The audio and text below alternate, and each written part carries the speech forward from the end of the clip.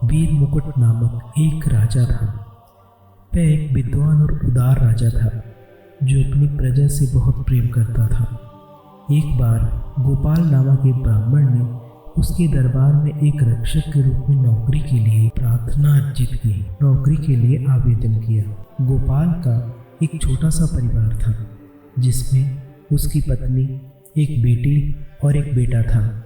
राजा जानता था कि ब्राह्मण अपने काम के प्रति बहुत ही ईमानदार होते हैं और इसलिए वह उसे एक अच्छा सा वेतन देने के लिए भी तैयार हो जाता है। गोपाल ने प्रतिदिन 500 सिक्कों की मांग की।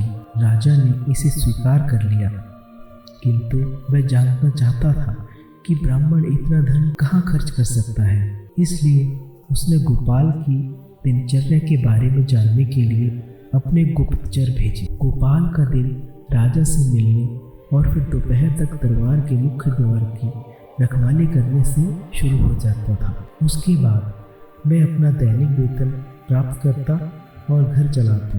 वह अपनी पत्नी को 100 सिक्के सौंपता था, फिर स्नान करता और मंदिर चला जाता। वहाँ वह धार्मिक अनुष्ठानों पर 100 सिक्के खर्च करता था।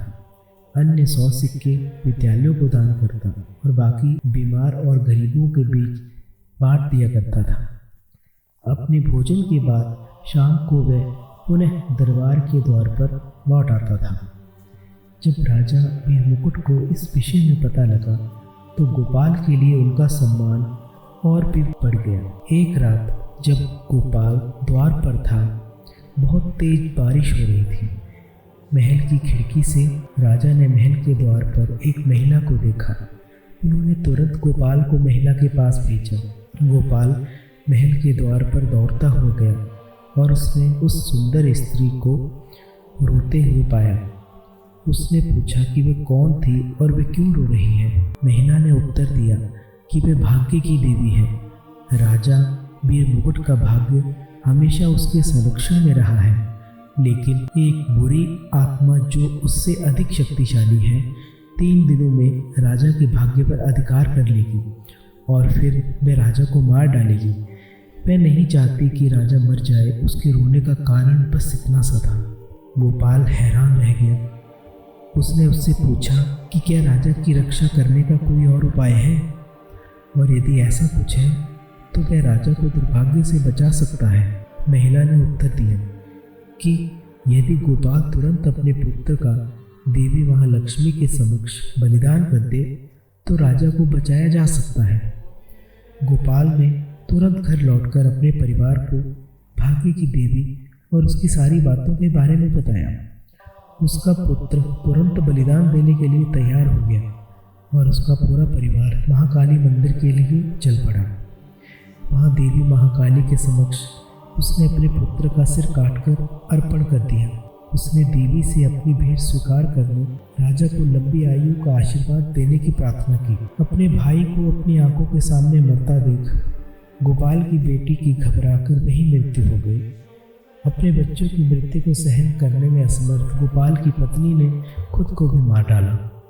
अपने परिवार की मृत्यु से दुखी गोपाल के पास अब जीने के लिए कोई और कारण नहीं बचा था। उसने राजा का जीवन बचाकर अपना कर्तव्य निभा दिया। उसने अपनी तलवार उठाई और स्वयं को मार डाला। जब राजा वीर मुकुट ने इस घटना के बारे में सुना तो वे मंदिर की ओर दौड़े।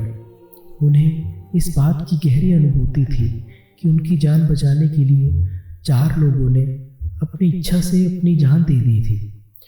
उन्होंने सोचा कि यदि वे अपनी कृतज्ञता नहीं दर्शाते हैं तो वे राजा कहलाने के योग्य नहीं हैं। इसलिए उन्होंने भी स्वयं को मार डाला। बेताल ने कहानी समाप्त की और पूछा, राजा विक्रम, मुझे बताओ, तुम किसके बलिदान को सर्वोच्च मानते हो? किसका बलिदान सबसे ऊंचा है?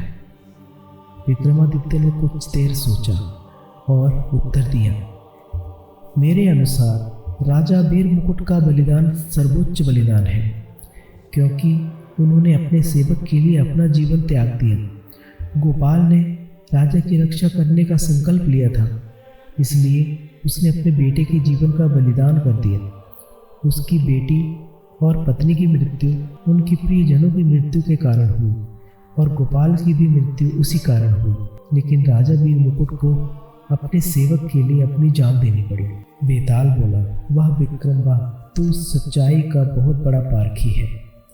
लेकिन जैसा कि मैंने तुझे कहा था कि जब तू बोलेगा तो मैं तुझे छोड़कर चला जाऊंगा, तो ये मैं चला। इतना कहकर बेताल वापस से अपने स्थान पर उड़कर चला जाता है और राजा विक्रम उसे पकड़ने के लिए उसके पीछे दौड़ते हुए जाते हैं।